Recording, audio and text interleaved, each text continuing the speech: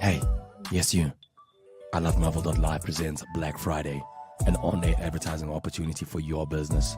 For just 250 Rand, you can advertise your product or service on our platform for 10 minutes. And guess what? It's to an audience of 170,000 viewers. That's crazy. For more information, dial 011-718-2600 or simply email ilam.livesales@gmail.com. Increase your sales today. Don't be an idiot.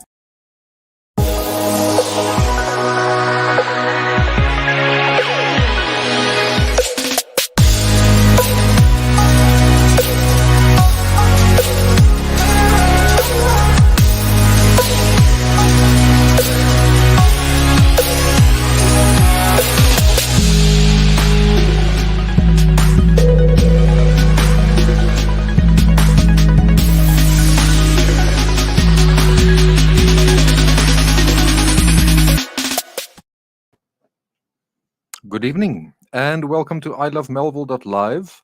You are listening to the Melville Residents Association show. We're going to make this really exciting. My name is Johan Prince. My guests tonight from the Melville Residents Association, Derek Milne and Matthew Lewis. Gentlemen, good evening. Good evening. So we're all in front of an audience of millions of people. Absolutely. Where people can see us, people can hear us. We are changing the world in the next 2 hours, and we're going to start with Melville. We're going to be speaking about what the Melville Residents Association does, and the overall aim really is more involved citizens are happier citizens because you can make a difference in your community and in your city and in the country. And I think a lot of us sometimes feel frustrated and helpless. And the best way to stop feeling frustrated and helpless, the best way to make a contribution, to make visible differences to your environment, for yourself and for others, is to get involved in organizations and to help build institutions. And the Melville Residents Association really is one of those institutions that's been around in Melville, at least since I moved in. And there's going to be a mea culpa at some point in this conversation about when I moved in. So the way to make a difference is to start doing something. And what you guys in Melville Residents Association provide is a platform for people to do something. So we're going to talk about what you do and why you do it and how you do it and what people can get from you and what you want from residents. And we'll talk a little bit also tonight about the kind of community we're trying to create in Melville and what we can do to make that happen. But before we do that, I'm going to stop talking and I'm going to ask you to introduce yourselves. Let's start with Matthew. Who are you? When did you join the Melville Residents Association? Because we do have a bit of a borrowed blue, old and new thing tonight. So we have the Yes, correct. I'm the old one. You're the older one. You've been around I wasn't going to say anything, but I'm glad that you took for a while. It upon yourself. You, Matthew, have just hatched I have into the organization. So let's start with you. Who are you and what do you do at the M.R.A? And why am I? So yeah, I'm Matthew. You can call me Matt though, because otherwise I think that I'm in trouble if you use my full name. I've been involved informally with the M.R.A since we moved to Melville, which was just over 3.5 years ago. But officially and properly involved with the M.R.A for about a month and a half now. I was dragged, some might say kicking and screaming, by Amanda, but I'm very glad that she did. And yeah, so I'm kind of, as you say, the newly hatched fresh young blood on the Melville Residents Association Executive Council. And all very enthusiastic, and the world's your oyster. I have not had the time to become bitter and disappointed yet. So, you know. Okay, I think we may have set up rather badly now for Derek. Yes, Derek, you've been around for longer than a month. A little longer, yes. I moved into Melville about 16.5 years ago. And I joined the Residents Association. I was co-opted onto the committee maybe 11 or 12 years ago. So I've been around for a while. And I joined the association because there were issues in the neighborhood which I dearly love. Melville's a beautiful place, and I looked forward to living here long before I came here. And I think Melville's a place, and I hope everyone agrees, that Melville's a place which you move to. It's not a place you land up in. And we'd like to keep it like that, a place where people love being here. And I had some concerns, and I found out who the association chairperson was at the time, and I called her. I said, I'd like to help. Is there anything I can do to be involved and to make life a little easier for you guys? What work do you do? I was invited to a meeting of the executive committee and felt that that I had a duty to do what I could to make the neighborhood a community which all of us look forward to coming home to in the evenings, and which maintains the special vibe that Melville has, which a lot of other suburbs do not. There is a possibility here that this can be a village that you want to live in, whereas in a number of other suburbs may be a little bit less character, a little bit more homogeneity, Yes. a little less variety. So there's a lot going for Melville, but we also have problems. Of course we do. And we sort of go through cycles, and sometimes it feels a little bit like zombie apocalypse, and other times it feels a lot better. Yes. Looking over the 16-year span that you've been in Melville and the 11-year span that you've been involved so far in the M.R.A, Right. where do you put us now? Are we at the peak of halcyon, or are we at the very bottom of zombie apocalypse? And which direction are we traveling in at the moment? I've noticed a lot of changes in Melville. Many of them have been great, and some of them have been a little bit concerning. And I'd like to venture to say that we have an active and involved residents association. We have a lot of good, responsible business owners as well. And that the suburb has survived the difficult patches. And we have hopes for a great future in the suburb. We're not just a reactive organization. We actually have plans which we hope can make life as good as it ever was, and perhaps better for those who live here. And of course, our mandate is to the residents first and foremost, because we're the Residents Association, but that doesn't exclude our cooperating with and liaising quite extensively with other stakeholders in the suburb. Okay, so just a quick scope of what we'll be doing tonight. We're going to be talking a little bit about what is the Residents Association. So what's its purpose? How do you join? How do you become involved? The sorts of projects that you're working on at the moment, what the successes have been, what the temporary setbacks have been. And we're going to play open cards straight away. The overall objective of this and of the future shows is to inform residents so that everybody knows what's going on, to identify what the issues are that you guys might not be aware of, and to figure out how those issues might be addressed. But I think the primary objective for us at I Love Melville and for you is to get more people to be involved. Yes, indeed. In any way, if it's and it's not.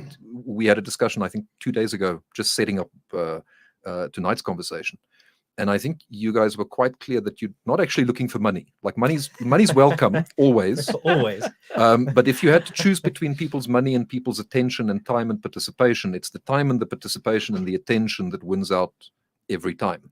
Absolutely. It's the passion and the commitment of people who contribute to the association's efforts that makes all the difference. Yeah, and it should be said as well, is it's not like that passion and commitment is not lacking from people in Melville. I mean, out of most suburbs in Joburg, you'll probably find Melville being one of the most passionate suburbs there are around. It's a case of trying to bring all of those people together, I think, to try and do some good in the community. It's turning the passion into coordinated action. Yeah. That's the trick. It's emotionally very satisfying to be complaining on WhatsApp. Yes. For instance, nothing wrong with that, but the complaining on WhatsApp all by itself doesn't change the weather. And so what the M.R.A does is it provides people with a platform to change the weather a little bit.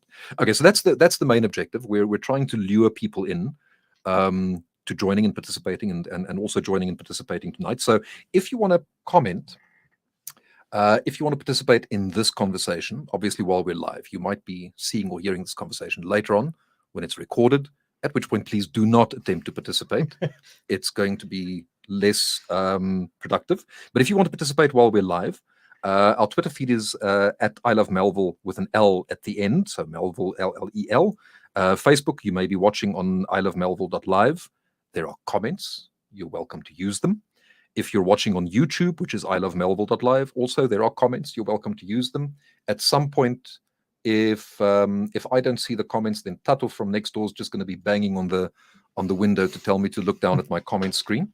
And we'll try and get your comments either immediately or we'll work them into the conversation later on.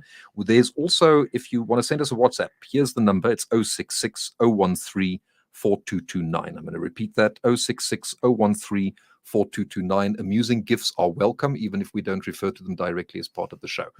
So again, you're listening and watching I Love Melville. We're doing the M.R.A program tonight, and we'll be doing another one next week and another one the week after that. So that's all very exciting.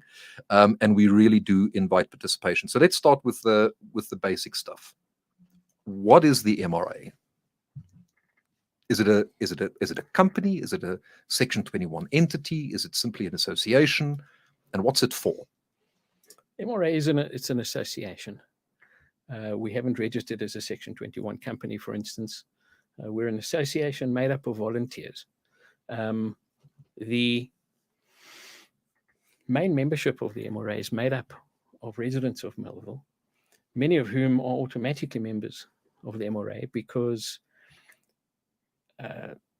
you've heard of the Melville Security Initiative in the suburb. Most people know that this is the entity that deals with Beagle Watch, and they provide security services throughout the suburb.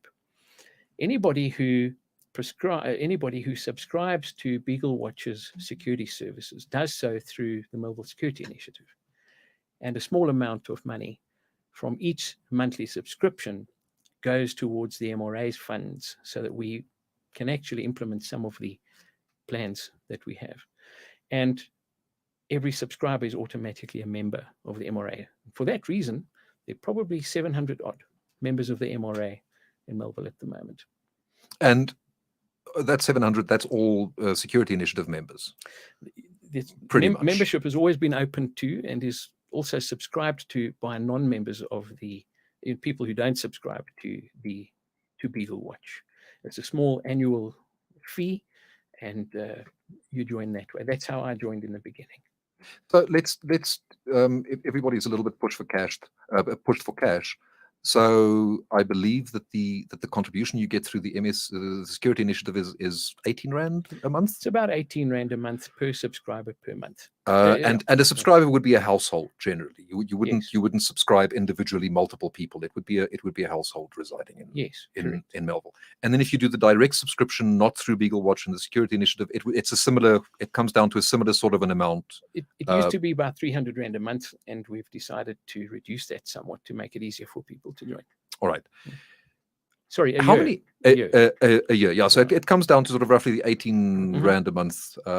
So that's, you can buy a sandwich, a really cheap sandwich. Office sandwich. Yeah, like half a sandwich for that. There's a vendor not far from I Love Melville where I buy a 20 Rand sandwich every day. So I know that you can actually get a sandwich for $20. Is it a good sandwich? It's not a bad sandwich. Okay. And if you wait a day, you get yesterday's sandwich, and then the sandwich is marked down to $10, and it's still perfectly good. Okay. All right. So it's 2 sandwiches a month. That's essentially what the subscription is. Do we know how many people live in Melville? Do we have a sense of what this audience is in the suburb? Residential households wise, there's just over 1,200 residential homes in Melville. So if we think 4.2 on average, we're looking at about 5,000 people. Perhaps a little Roughly. more, because there are some flats as well. Mhm. There's student residence buildings, and so perhaps 5,000 plus. Right. Yeah. And of the 5,000, we have about 700 people who are members of the Melville Residents Well, Association at this stage. We have about 700 households. 700 households. Um, So 700 Who out have- of the 1,200. yes, Which isn't a bad. It's not a bad ratio. It's not a bad participation ratio. not at all. My suspicion, though, is that a lot of those residents don't know that they're members Hmm. necessarily of the M.R.A, and they don't have a clear sense of what the M.R.A does, Hmm. and they're certainly not coming to the meetings. You don't have 700 people No, pitching up no. to your meetings. The executive committee of the M.R.A meets once a month. Those meetings are always open to anybody who wants to come and observe, share their comments, and take part, or join the committee. Right. I mean, yeah, to go back onto the point of you suspect that not many people know that they are members of the M.R.A. I mean, that was certainly my experience. Yeah. Which is part of the reason why we came to, came to the decision of trying to connect more with people, send out surveys, stuff like that, to try and get an idea of what everybody knows and what everybody thinks out there. Because, yeah, I think you're right. People probably don't know the extent to which they are or can be involved in the M.R.A. Okay. We have a comment which I'm going to deal with right now, otherwise I'll forget. Leighton Shikara says, can we subscribe but choose not to support the MSI and rather fund other interests that the M.R.A. works on? Yes. The security initiative is just one avenue through which you can become a member, but you can become a member directly. Absolutely. And there are such people who've approached us, and it's quite easy.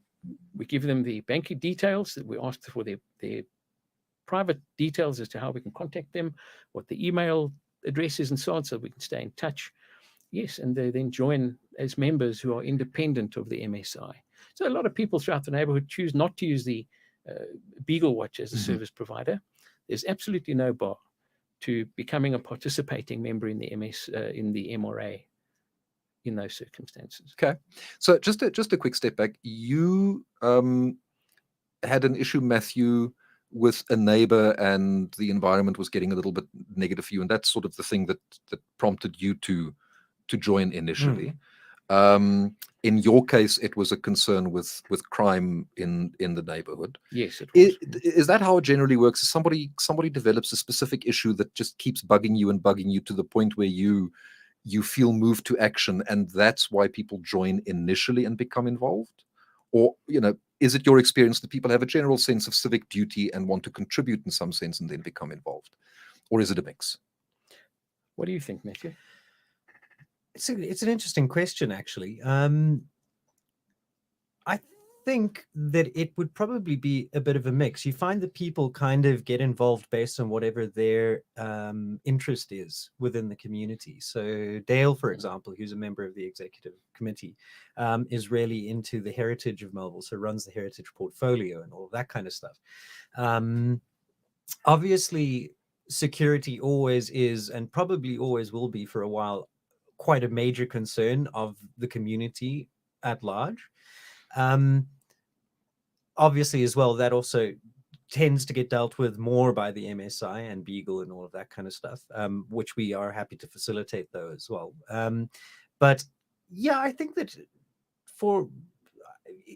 in some way or other, people end up at a meeting because there is an issue that they have that they want to raise, and kind of get sucked into the whirlpool of the M.R.A.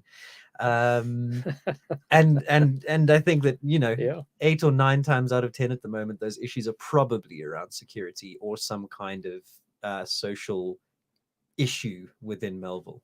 Right. Yeah. Are you primarily a problem-solving organization? Are you a vision-setting organization? Yes, we are. And if I can go back to something that Matthew said and just add to that a little bit. Most people that join the executive committee of the M.R.A. have a particular interest in something in the neighborhood. The work I do, the legal work that I do, causes me to have a natural interest in how the law works and whether the law is working for us in the neighborhood. And so I get involved in matters which have legal implications for the M.R.A. and for the suburb at large and for the city of Johannesburg and how it affects our lives. And something that might be worth mentioning is that membership on the committee, in other words, the people who sit and meet and who try to implement decisions that we take, membership is very open to anybody who has anything to contribute. If someone comes in and says, I've got an issue with the trash in the neighborhood and I'm not happy with pick it up and the bins keep getting stolen, whatever that may be, we allow anybody to join the committee who has any positive interest in the neighborhood, and we'll let them run with what interests them and what they would like to do, with whatever time they have available, whether it be a lot or a little. Right. And so we don't prescribe to anybody when they want to join the committee and say, I want to become actively involved. We don't tell them what we'd like them to do. We tell them what work is available, and we ask them what they would like to, if they'd like to add to that, by all means. So So it's a very open invitation. So let's make this really practical. If you want to do a cleanup of your street and you want to get your neighbors involved, you can do that either by yourself, or you can do it as part of a larger initiative, as part of the M.R.A, Absolutely. which maybe gives you a platform to make it a little bit bigger than it might just be you. But the most important thing almost isn't whether you clean the street; it's whether you get everybody to come to the meetings.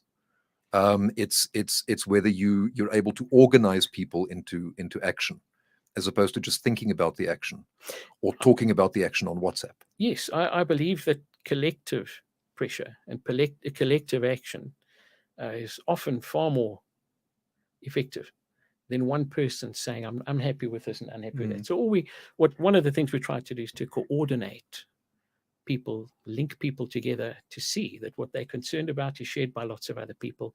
And we try to facilitate the exercise of the residents' civic rights in the neighborhood. So they know what to do if they're unhappy with something. We help them out and provide information and say, this is what you might want to do. These are the people you may want to contact. And if there is enough concern about something in the neighborhood and enough support, we will drive it as an association and get involved as an association instead of just assisting the residents piecemeal. So if you have a problem, the organization essentially helps you then define what your potential interventions can be. Absolutely. So what is possible for you to do with an issue? Yes. Which channels you need to follow, potentially who you need to contact in government bureaucracy, in city council or whoever. And then also it magnifies your voice. Yes. Because it's not just you, it's the residents association. Absolutely. And we're not individuals who live in houses that have no communication with anybody. We're a community. We are a village in a sense. We have a sense of identity here in Melville, which is beautifully diverse, but which has a lot of, we all share certain things in common regarding our lives here. And it's important for us to feel part of a community where we can support and interact with each other. Okay, so if people want more information, so let's just do the quick call to action. Where do they find more information about the M.R.A, and what's the process for joining at the moment? So where do I go?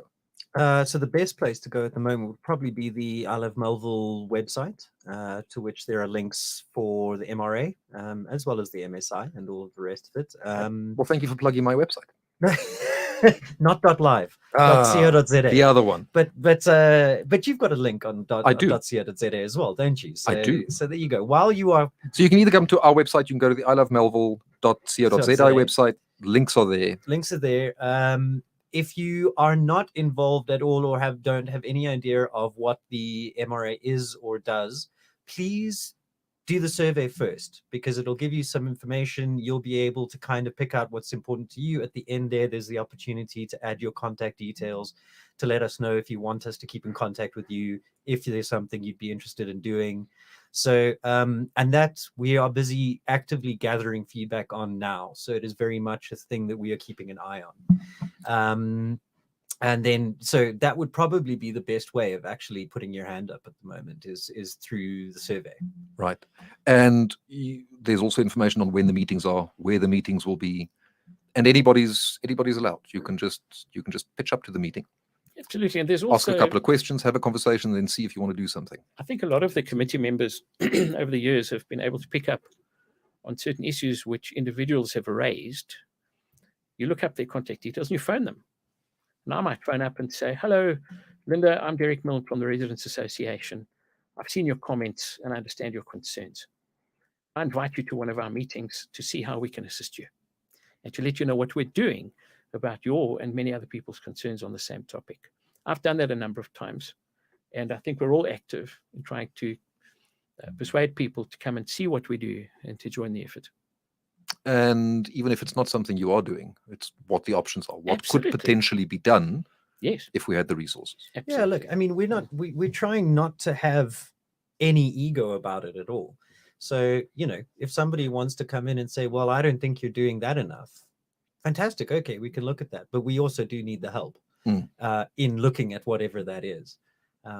And I think that that's the important thing to keep in mind, is more often than not, you're probably going to be invited to come and help us sort out whatever it is that you are raising. Okay, so let's before we get into some of the detail of the issues and the systems and the processes. You've been around now for 11 years, and I think I asked you this in the question M.R.A, yeah. in the M.R.A. Yeah. I think I asked you this question a day or so ago. Mm-hmm. What do you think in that time has been the M.R.A.'s greatest success? And I'm also going to put you on the spot. What's been the greatest failure? You want to start with the bad? I'll start with a failure, if I may. One of the failures of the M.R.A. is to reach out to the community as effectively as we'd like to. You quite correctly pointed out earlier on in our discussion that a lot of people that live in Melville probably would like to get involved, who would like to know more. And up until recently, I would say perhaps 2 or 3 years ago, our communication with the community was not good. We then made sure that we established a proper footprint on the internet, especially on Facebook. We had a lot of help from one of our then members of the committee, JC, who's a fairly well-known chap in the suburb, in the community. And he magnified our footprint. We facilitated the magnifying of our footprint a great deal. And so I think 15 years ago, maybe 11 years ago, the M.R.A. would have more meetings where people would physically attend a meeting. So you have an AGM, for instance, and you'd have 100 people, 200 people pitching up and discussing matters, because that was considered the best platform or forum. I don't think it's like that any longer. When people communicate with us electronically, it's immediate. We can respond quickly. And that's probably one of the things that we didn't do as well as we could have done and should have done for a number of years, is to reach out to more people. Being on this program is wonderful. We're really grateful for the opportunity of reaching out to people who are interested and who would like to know more and perhaps get involved. Okay, so that was the bad one. Yeah, I think that was one of the bad ones. I think a lot of our failures, or a lot of the things that we didn't do as well as we could have, were precisely because we haven't had the people. We haven't had the numbers of people to say, I will help. What can I do to assist? And if we'd had more people on the committee for a longer period of time, we could have done more.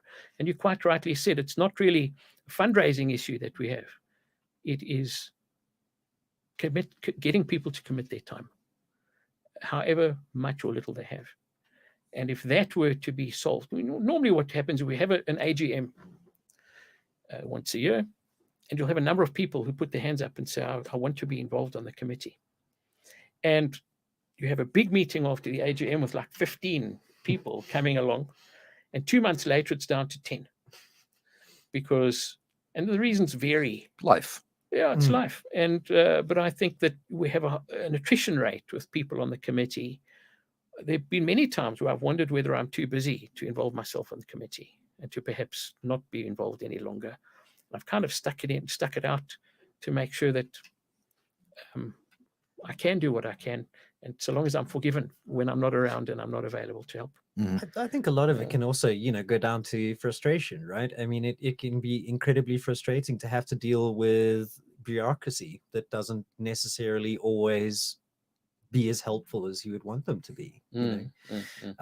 There's a certain amount of frustration that everybody can take before they break, and it can be tiring as well. Is there enough?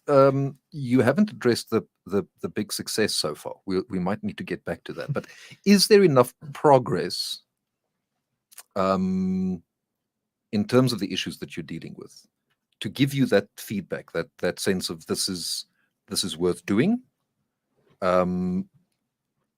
Do things get better over time? Do you achieve the results that you were looking for? Absolutely, I do believe so. I'll give you 2 examples. There are occasions where people in the neighborhood inform us that there's a problem with one of their neighbors. They might be building 20 rooms, for instance, in the middle of a residential part of the suburb, and it appears to be a development which may become disruptive. We get contacted. We then contact the land use inspector at the City of Johannesburg. He responds with an email to say, I'll be there this week. He comes and does an inspection and does a report. He gives us the zoning information for that property, and we automatically know whether what neighbors have been speaking to us about is something we should be concerned for. Has there been permission given or not? And we then initiate liaison with the City of Johannesburg, asking them to go and inspect and to do what their job is to do. We can't enforce the law, but what we can do is we can inform the neighborhood and say, this is an issue. If you hear or see anything that concerns you regarding the place, please let us know so we can pass the information on to the city. And we liaise a lot with the city. And one of the big successes we've had, which has improved a heck of a lot over the last few years, is active liaison with various departments in the City of Johannesburg, with the liquor board, with the police, and with the security providers. We really do as much as we possibly can with the resources we have. And that's getting better. It is improving all the time. And we're able to get pretty good results pretty quickly sometimes, just because we have the contacts and we have the relationships in place to ask for help. It's patchy. From time to time, we're disappointed in the response we get, but we continue trying. Okay. Well, that's I think a fairly nice note on which to take a break. You're listening to ilovemelville.live. We're doing the M.R.A Show. We're talking about the community and how to make it better and how the M.R.A can help you do that. My guests in studio tonight are, just make sure that I don't get these two things confused. So Derek Milne, who's been around for 11 years, and Matthew Lewis, who joined the M.R.A about a month and a half ago. My name is Johan Prince. We'll be back in just a second. Hey, yes you. ilovemelville.live presents Black Friday, an on-air advertising opportunity for your business. For just 250 Rand, you can advertise your product or service on our platform for 10 minutes. And guess what? It's to an audience of 170,000 viewers. That's crazy. For more information, dial 011-718-2600 or simply email ilam.livesales@gmail.com. Increase your sales today. Don't be an idiot. Guess what, livers? Spar Melville is giving away a food hamper valued at 500 Rand. To win, all you have to do is subscribe to our YouTube channel, I Love Melville Live, and engage on our weekly shows, Melville Streets in the morning from 7 a.m. to 10 a.m. and Melville Drive in the afternoon from 3 p.m. to 6 p.m. right here on ilovemelville.live.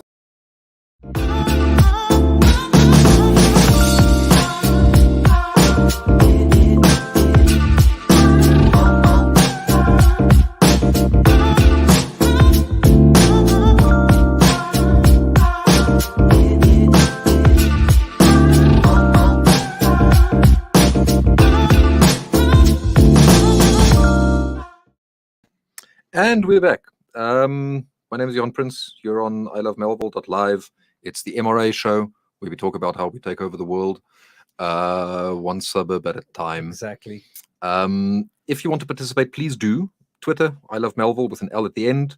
Facebook, ilovemelville.live. On WhatsApp, 066-013-4229. And then on YouTube, ilovemelville.live. And there are comments. Tell me what I need to ask. Give us feedback. I do just have to say, completely off topic before Yes. we go any further, that whole taking over the world one suburb at a time was a very un-Star Trek thing for you to say. I will say, completely off the topic, that I have spent 44 years of my life never taking Star Wars fans seriously.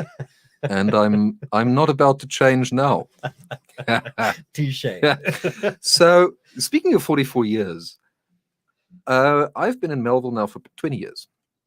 I moved in pretty much just after university, and I sort of grew up in the area, and Melville was the place that was eclectic, and the architecture was all messy and different looks and things, and different kinds of people, and it felt alive. And so I moved into Melville. And then I promptly disconnected from the community. Didn't know who my neighbors were, didn't really care, went through my 20s and 30s perfectly happy that way. And as I've grown older, I've had an increased sense of actually wanting to be part of a village as opposed to just living in a place. And I don't know if that's a general thing that happens as you get older and you become maybe a little bit less self-obsessed. There's a lot of self-obsession left, right? I don't want to create an incorrect perception, but maybe that's an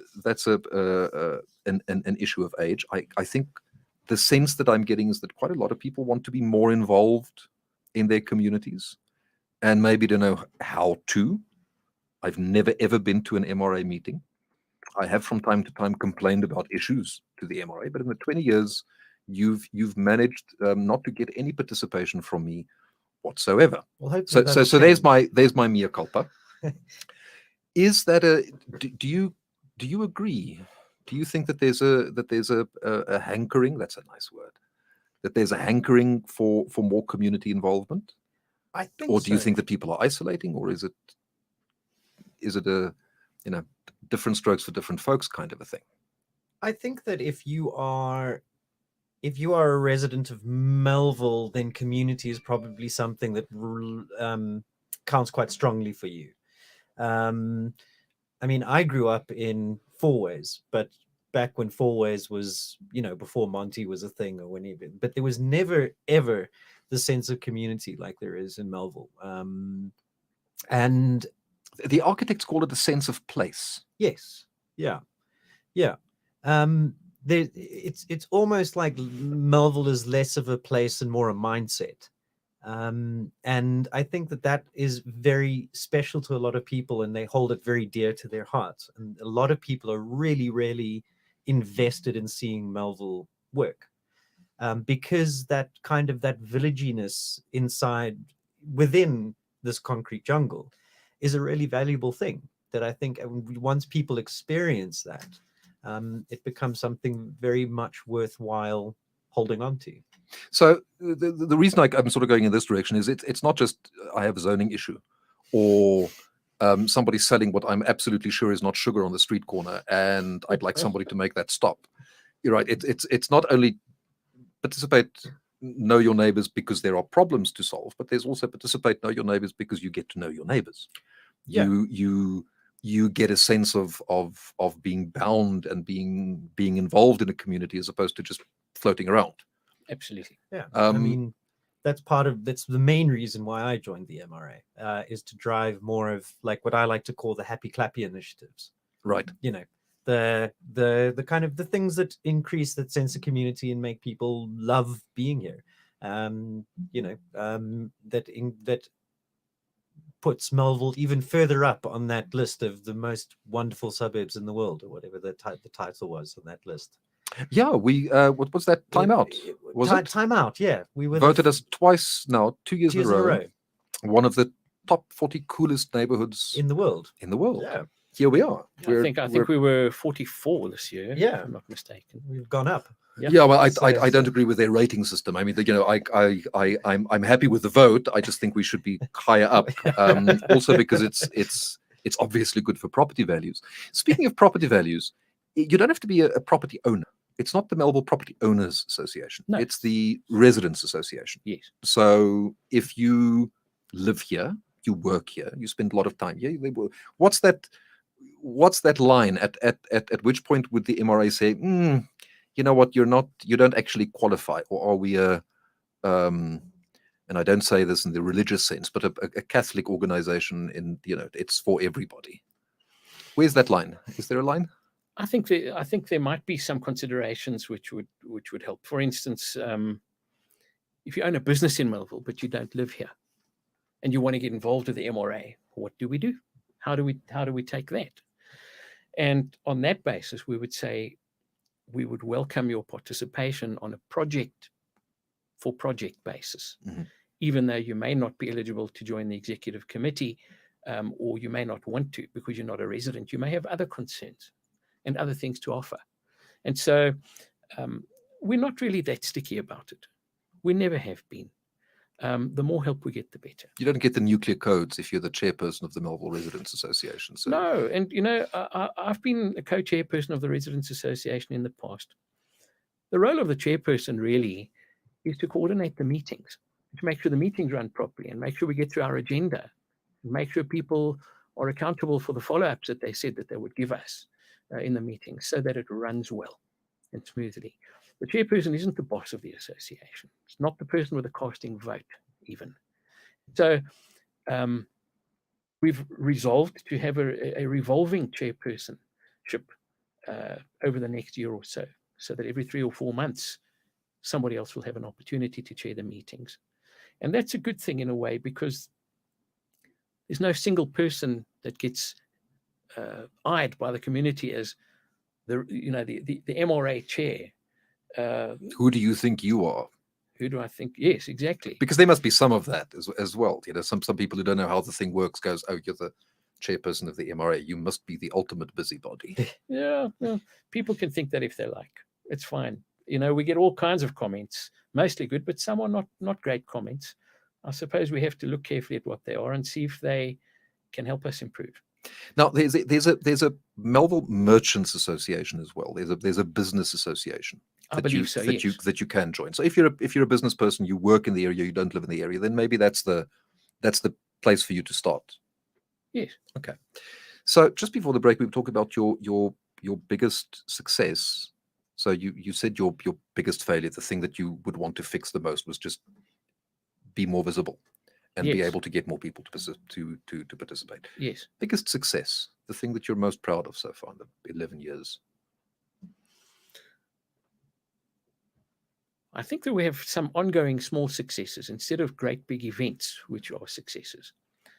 Ongoing small successes, I think there would be many, many residents in the neighborhood who would attest to the fact that the M.R.A have come to their aid in times where they think they're alone in having to face issues that affect them as residents. We've come to their aid and we've said we'll facilitate and we will help you to exercise your rights, either through us or with our support.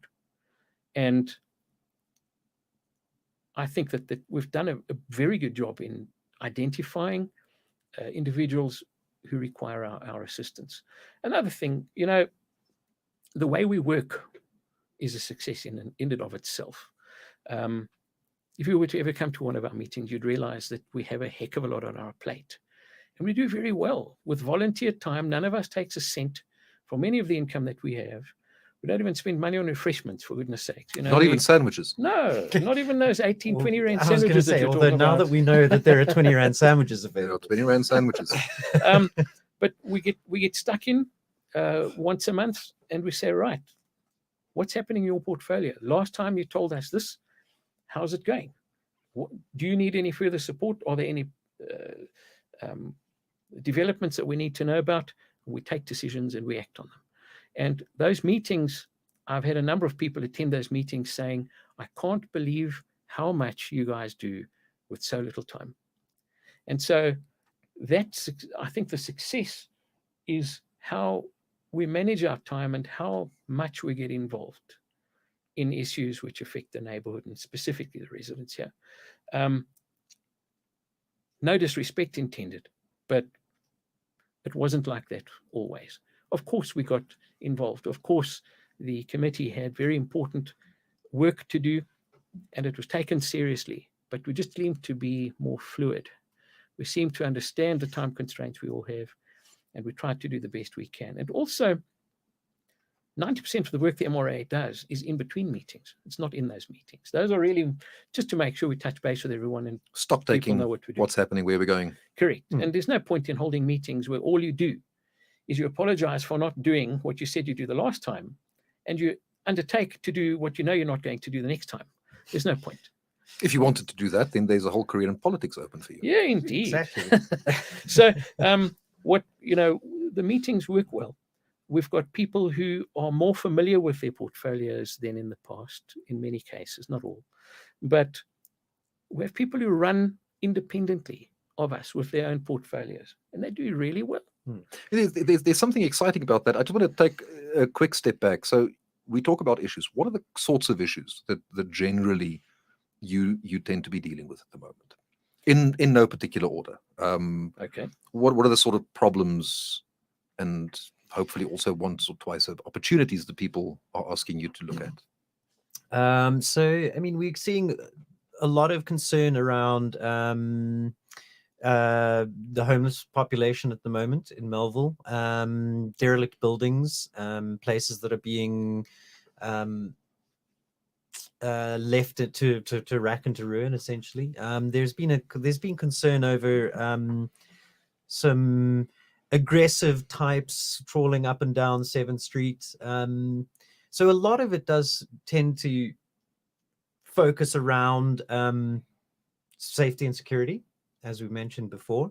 And I think beautification as well is a big one for a lot of residents, making sure that the streets are clean, that rubbish is taken care of. What's also been kind of interesting is some of the initial results of the survey that we've been seeing coming in is people wanting to support local businesses and making sure that they help them get through this insanely difficult year. I think it's a testament to some of the places that are open, that they are still open.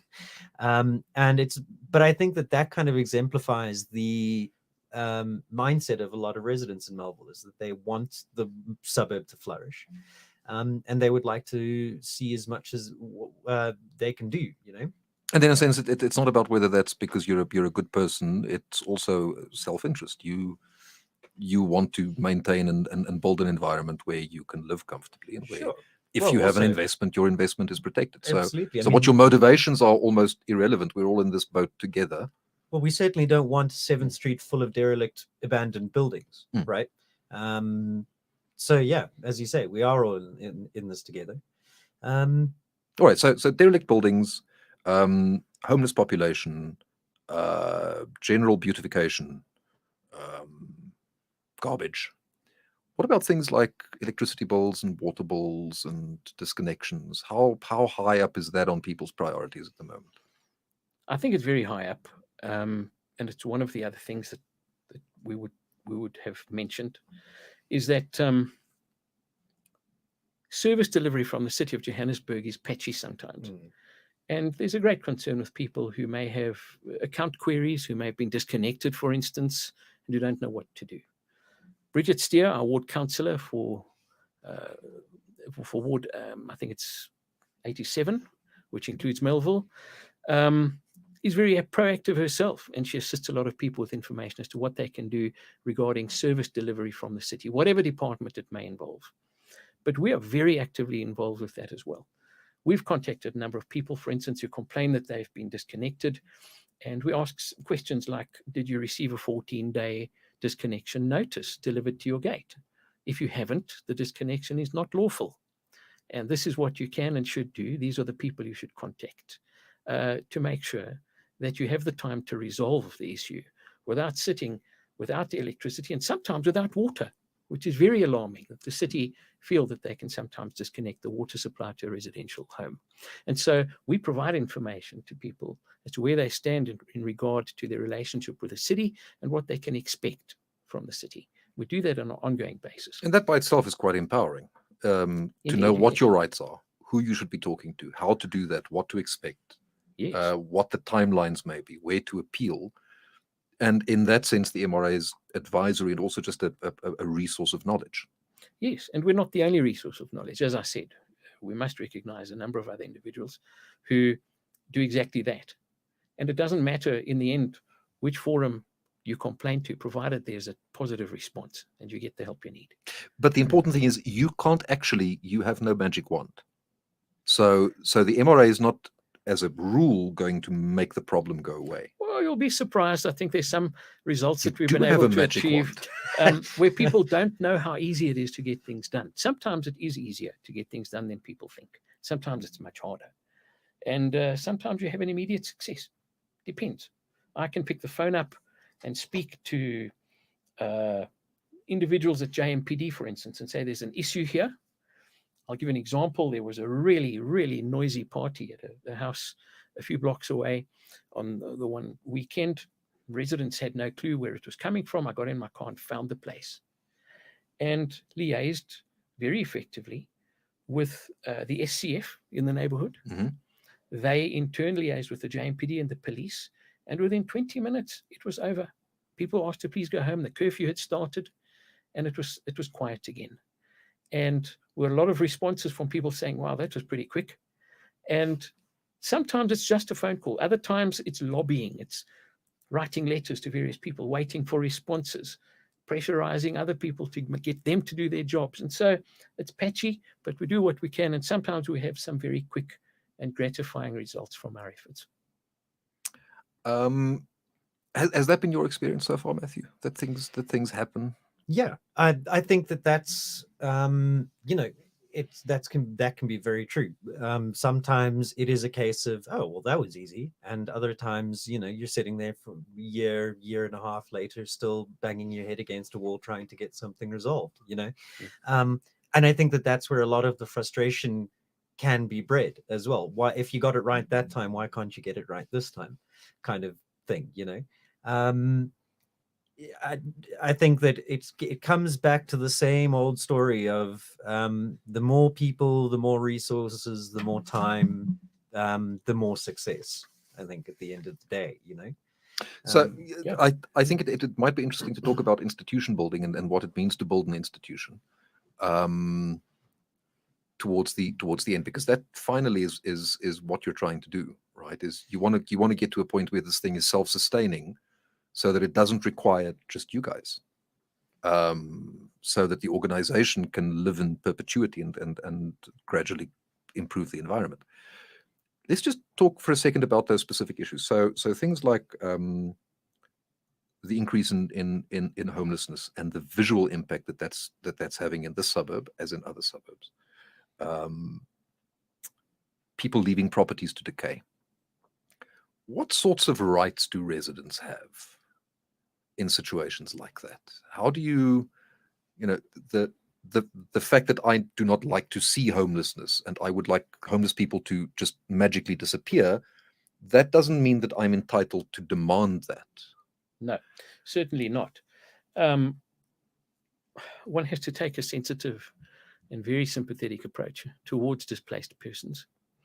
They're not there, most of them are not there by choice. If they are, it's a different situation. But one sometimes is tempted to take a harsh look at such people and say that they're a nuisance.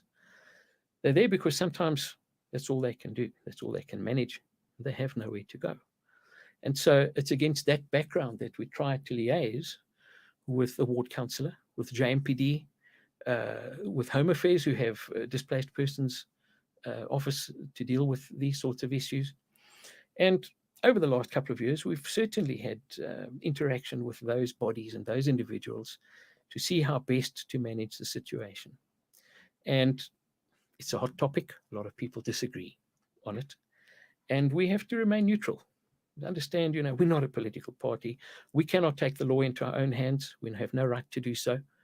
But we can certainly recognize the concerns that people share and give them an opportunity to know the difference, as you pointed out, between what they can do and what they can expect and what they should allow to occur without becoming too bitter or angry about the situation. Right. So we try to do that from time, and it's done on an ad hoc basis.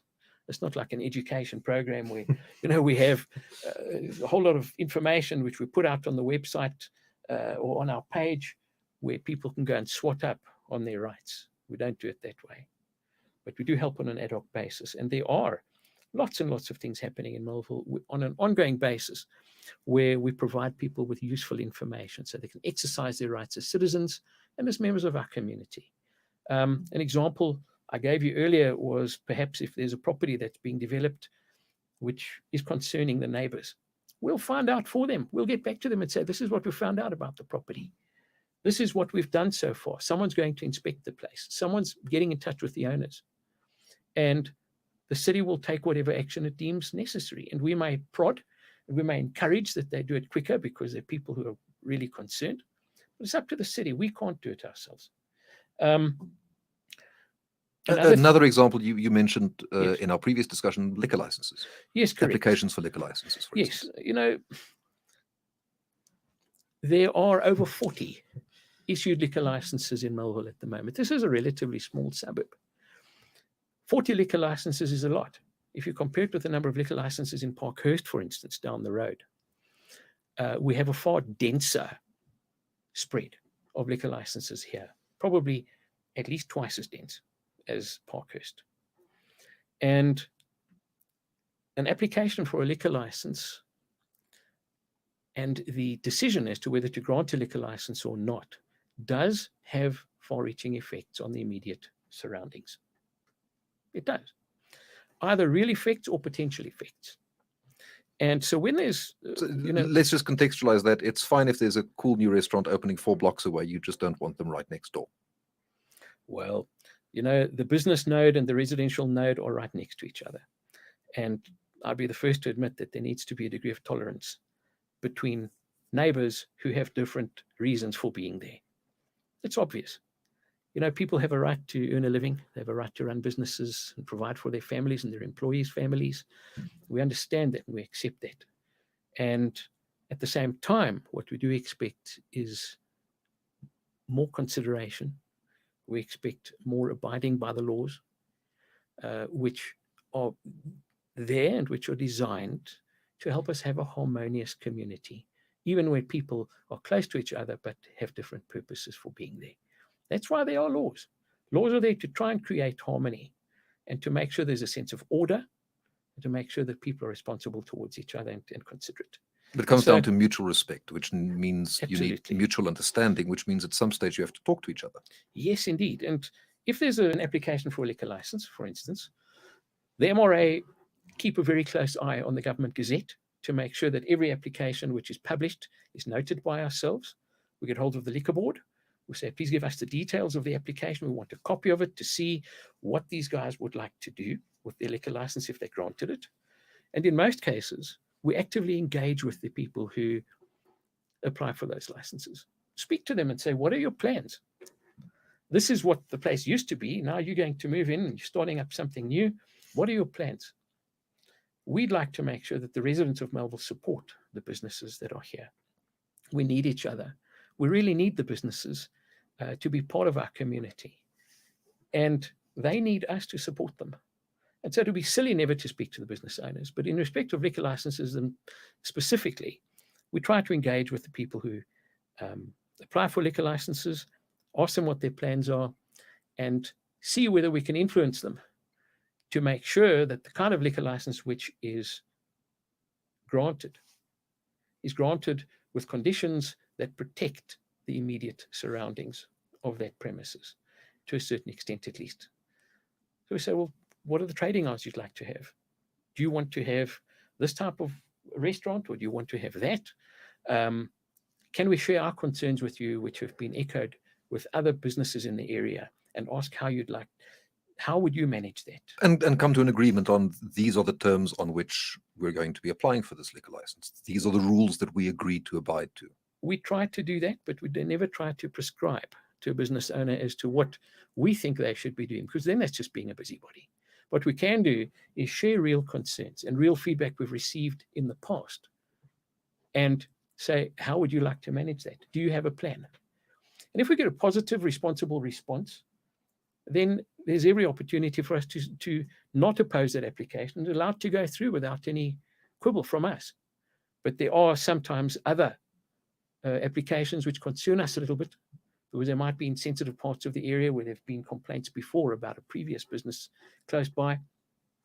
And there we have to engage as meaningfully as possible with such people.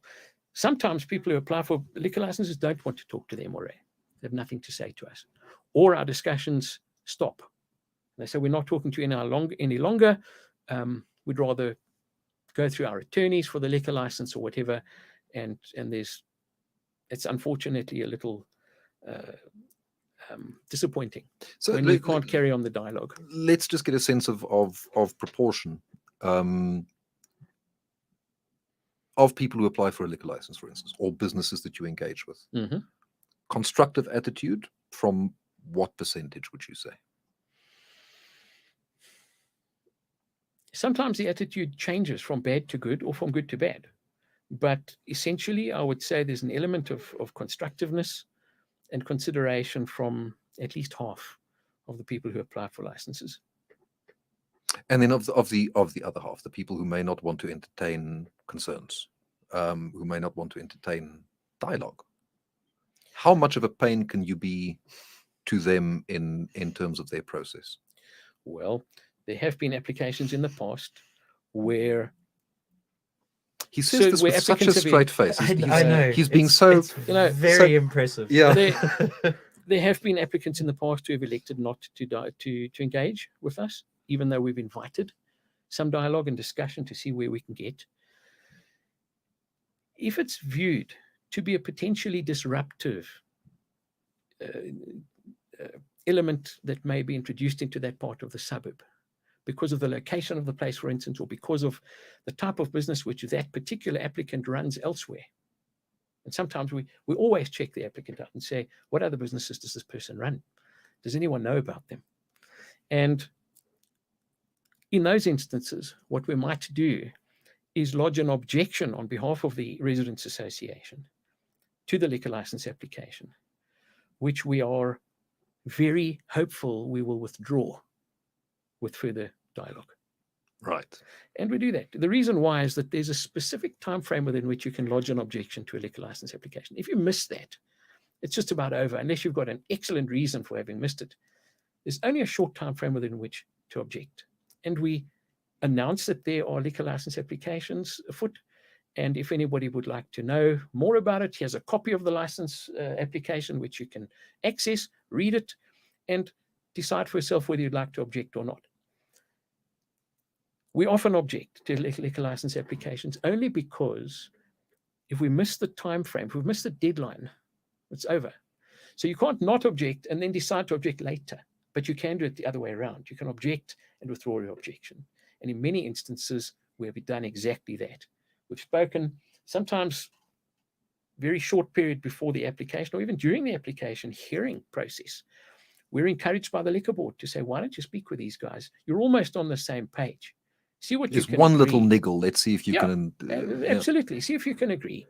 And we'll then take that in consideration in granting a license or not, or in imposing certain conditions that may keep everyone happy. And so it's tricky. It can be sticky, but we do our very best to try and engage. Just talking about engagement again, it would be helpful, for instance, if you needed to be able to mobilize more residents on an issue. But that yes. requires more resident participation. Oh, yes. I mean, there have been rezoning applications in the neighborhood, for instance, where we have been able to get several hundred written objections to something which appears to be a very unpopular concept in that part of the suburb. People are saying, no, hold on. We're scared of this. We're not quite sure what to do. And we'll object and we'll set out our concerns in those objections. But if you're not part of the M.R.A. or you don't have contact with the M.R.A., you might not know that this issue is happening. If like me, you're sitting quietly behind your closed door. Yeah. There are some other opportunities, of course, that we must acknowledge, and that is that most of the suburb is linked through WhatsApp groups. And you've got street WhatsApp groups, which are really effective. So anything that bothers me in the avenue which I live in, I share it with my neighbors. And they know that I know, and that actually makes a big difference as well. The M.R.A.'s announcements from time to time also go through the WhatsApp groups. So JC, who administers all of the WhatsApp groups in the neighborhood, he was able to communicate with all of the administrators in those groups, in the residential WhatsApp groups. And so that you can maximize, you can then Yes, and reach so everybody fairly quickly. Information reaches more people more quickly. I see there was, just speaking of JC, there was a comment from him earlier, which has now disappeared. Oh, there it is. Info on the liquor license process. He says via the M.R.A. at mra.ilovemelville.co.za and then /liquor-license. That's fantastic. It is also worth Great. pointing out that there are currently 4 liquor license applications that are slated. So if anybody would like some more information on that kind of stuff, please do get in touch with us. And if you would like to know the details about all of that, let us know. Okay. Another quick comment from Leighton just before we go back. I'm going to read the whole thing. I would hate to be a small business owner on Main Road.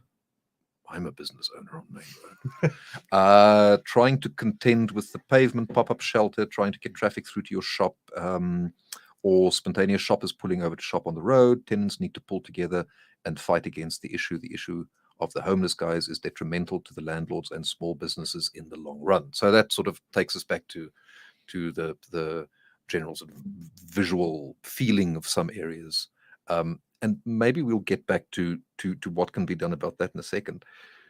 Part of it's also the empowering nature of information. So if you know what needs to go into a liquor license, and how the process works, and, Yes. and what the commitments are that people need to make, and what your rights are to enforce that liquor license.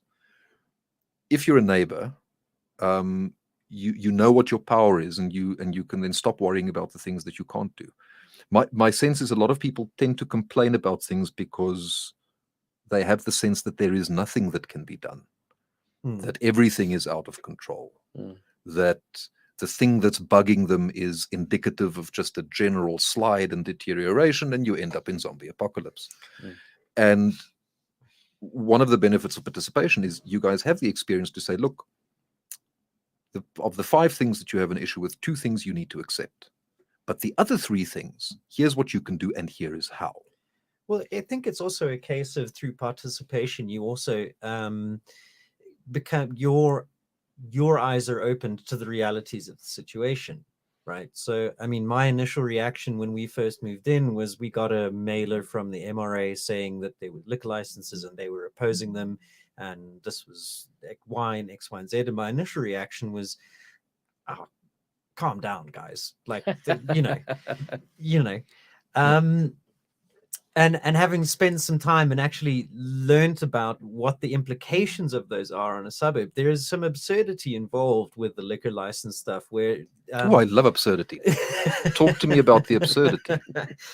Where the rights to... I don't know if this is attached directly to the liquor license or if it is attached to the zoning rights of the building, but it remains with the building after that business is moved out. So even though you can have a business that is completely responsible and abiding by whatever agreement that was there, they can move out and the next people could move in and open up a nightclub and not necessarily, and still have access to that license and those rights. Yeah, exactly on point. So, it might seem stuffy and unnecessary, but the point is that the facts are that, the suburb is oversaturated with liquor outlets of whatever kind, and I think that it would be hard to disagree that when you walk down 7th on an early Saturday or Sunday morning and kind of wade through the wreckage of the previous night, that it does have a detrimental effect on the neighborhood. Yeah, it potentially does. And I must mention that there are many fantastic business owners who are responsible and are considerate, and we speak to them often, and we must recognize that and say it's a great asset in the suburb. But what you say, Matt, regarding the license attaching to a premises is indeed true. Sometimes we use this example of a horse, and you have this horse which is going to be introduced at the race. And there's this horse and there's a jockey on the back of the horse. Sometimes you have a premises where you have a business owner who says, this is what we'd like to do. And we've met so many people who are fantastic and who want to do good in the suburb through their businesses and contribute positively. Restaurants are strange. They open and close very quickly. And you can sell your business to somebody else. And once you've sold your business to another person, they move in and they run their own show with the license that the previous guy got. So you can have a good jockey on the back of a horse replaced by a bad jockey very quickly.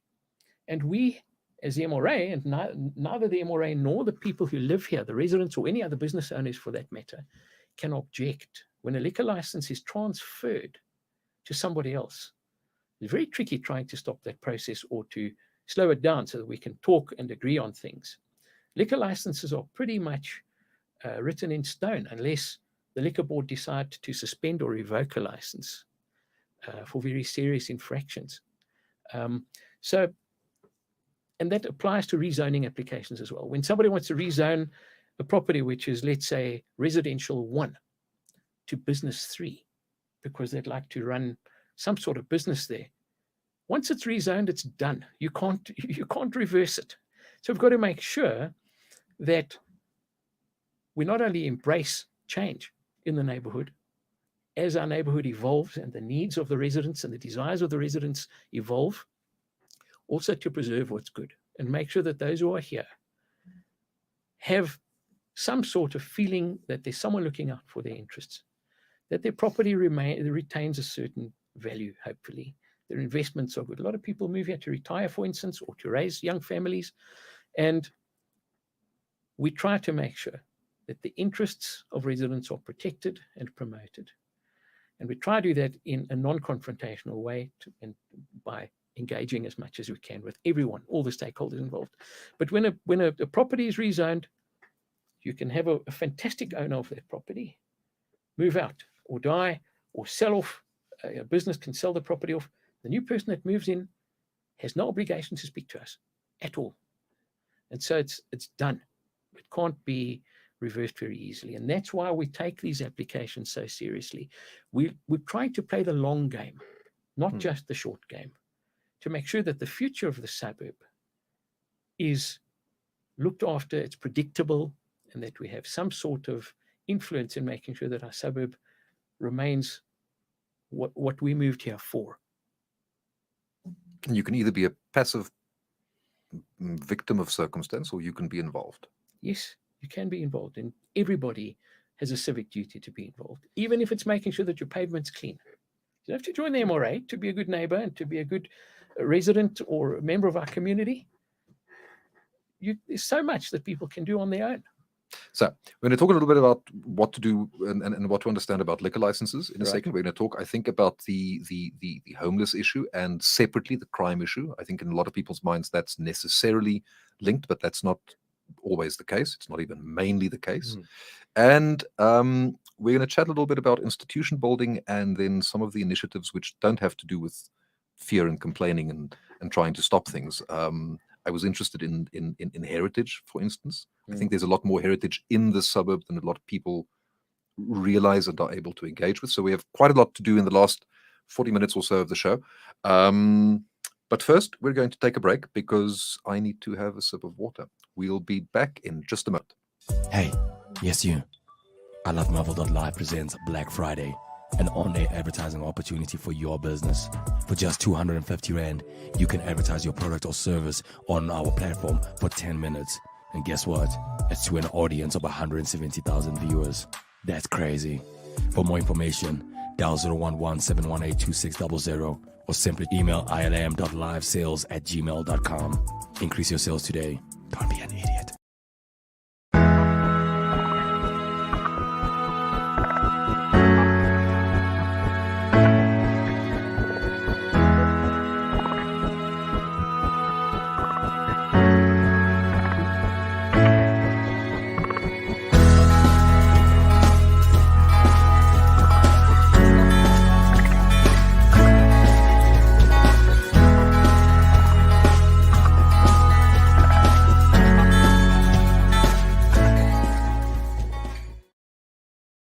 Guess what, livers? Spar Melville is giving away a food hamper valued at 500 Rand. To win, all you have to do is subscribe to our YouTube channel, I Love Melville Live, and engage on our weekly shows, Melville Streets in the morning from 7 a.m. to 10 a.m. and Melville Drive in the afternoon from 3 p.m. to 6 p.m. right here on ilovemelville.live. Oh, there we go. I think we're live again. Thank you, Tato.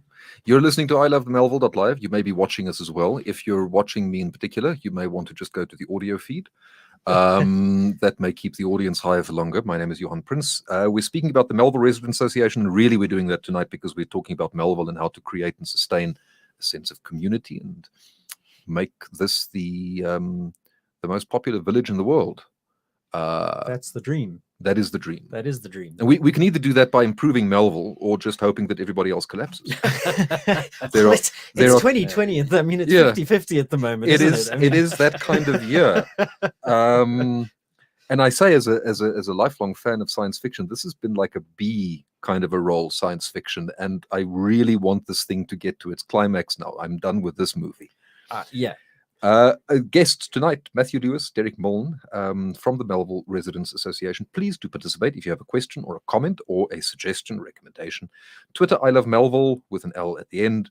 Facebook, ilovemelville.live. You can comment, please do. On YouTube, also possible to comment, ilovemelville.live.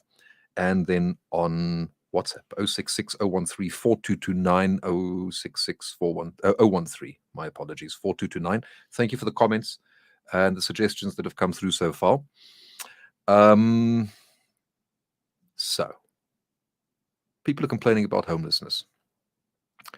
So let's talk very specifically now about what the issue is and what people are complaining about and what's possible to do, and as per the Serenity Prayer, which things we need to accept and move on with. So let's just start all the way back. We are a constitutional democracy. The Constitution is based on a respect for humans as the bearer of certain inalienable rights, and I got through that word without stuttering, which I think is my my great achievement for tonight. So you don't like to see homeless people in your suburb because they, I think, partially, to me at least, it causes a fear of we're in the middle of a slide and things are getting worse. So, you know, you see somebody in trouble, naturally you're thinking, will that be me at some stage? So just from my own perspective, it's not just about something not being attractive, but there's also a moral fear in there that personally drives my reaction. Plus, people see homeless people, they associate that with crime or the potential for crime, and they look at their property values. And the immediate reaction, at least on my part, is I wish I could make this disappear. Well, that's not a reasonable expectation to have in a country that has a lot of homelessness and a lot of poverty, is it? Well, firstly, perhaps I mentioned this. You said you don't want to see these people out on the street. That's not the M.R.A's view, in the sense that the M.R.A doesn't want to see them here. Certainly not. On the contrary, it's accepted that they're part of our community.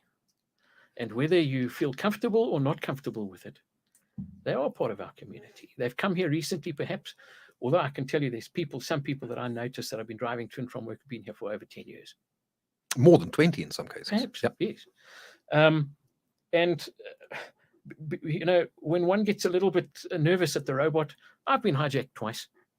Not in Melville, luckily, but I've been the victim of 2 separate hijacks. Luckily, neither my car nor anybody in the car was ever hurt.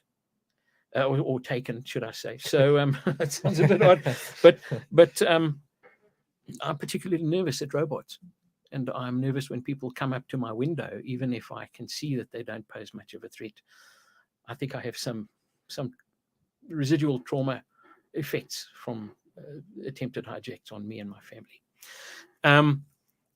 But at the same time, one has to realize that, as you correctly pointed out, it could be anybody. It could be your own son. It could be your brother at the robot. And that's not a nice thing to think about, but it helps you have compassion and understanding for the situation that many people in the country face. There are very little options available to them. And so one has to have an outlook which is both sympathetic and empathetic, and at the same time to also expect consideration from all of your neighbors, whether they live here on the street or whether they live next door to you. There's a level of consideration and abiding by the law, which I don't think it's unreasonable to expect, given the allowances that some people aren't in a position to not impose themselves as much as others. We have to understand that. Against that background, however, there is a legal framework which might be worth mentioning. There's the Public Roads and Miscellaneous Bylaws of 2004 in Johannesburg. And those bylaws clearly demarcate what can and cannot be done and what can or should and should not be done in public spaces, including roads and pavements. And so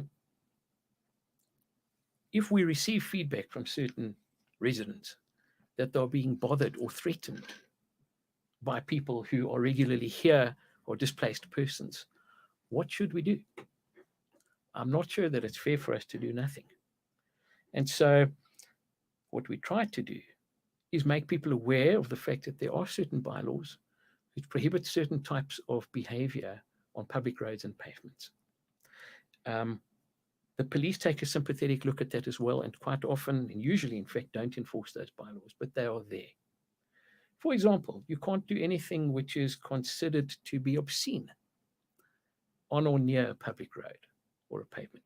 You can't place objects on the pavement which obstruct people being able to walk past safely. Those are things which require some sort of observance as far as circumstances permit. So just to summarize, we are obliged to extend respect to fellow human beings, but we're also entitled to expect our fellow human beings to stick to the rules. Yes. And when you have somebody who says, I'm terrified to leave my home because whenever I do, I'm accosted by somebody who lives close by on the street, we have to take notice of that. And we have to see what we can do to resolve it. Sometimes we have to telephone the SCF or Beagle Watch, for instance, or the MSI and say, look, there's a continuing concern. Can someone engage with these people and say to them that you're actually starting to scare people? Please don't leave all of your things on this part of the pavement. It's obstructing people. They can't walk past without going into the street to walk. Does that work? Not always, but does it work regularly enough to be worth the effort? No, it doesn't work regularly enough. I have to admit that. The issue of displaced people is one which is not going to be easily managed into the future. We know what kind of attitude is a fair and respectful attitude towards each other. We know what rights and responsibilities exist. And I've, in fact, published certain excerpts from those bylaws before so that people do understand what is permitted and what's not permitted in terms of the law, at least. But in terms of actually dealing with these issues, you can't take a magic wand out and say, well, let's solve this issue by waving the wand. These people have to have some place to stay. They have to have some place where they can somehow find food, where they can try and eke out some sort of existence and living for themselves. And so that's recognized. But there has to be some reciprocal respect and consideration. It's only fair. But I think that already goes, that takes it a step further for a lot of people, because there's a sense of either it must disappear completely. Yes. And notice my use of language there. It is the problem, because that's how we tend to think initially, emotionally, a lot. Yeah. So either it must disappear completely, or there's nothing you can do. Or But it's not those two extremes. well, or it's the response of, can we all pass around a cap and put 100 Rand in it every month and make sure that there's a place or a soup kitchen or something open where everybody can come and be fed. So there's a whole spectrum of responses to an issue like this that people have. And I think that part of the reason why it's not going to be easily resolved is because you put enough people in a room together and you're going to get 5 different ideas of what the plan should be to deal with it. I think that, as Derek rightly and very validly points out, it's a humanitarian and social issue that needs to be respected and observed, and we need to be cognizant of the fact that, you know, these people are part of the community, but that in the same way, because they are part of the community, then there needs to be an engagement on both ends that is meaningful. And I'm not sure that approach has been tried yet, in terms of of trying to engage meaningfully with all stakeholders in the community. It can be. It's a tricky situation. It has no quick fix. It has no quick solutions. But I'm sure we'll all agree that it's perhaps not good or right to categorize displaced persons or homeless individuals in the same mold. They're all different. And some people we've received a lot of feedback from residents and business owners that some displaced people appear to be engaging in criminal activity. Some. So what does one do?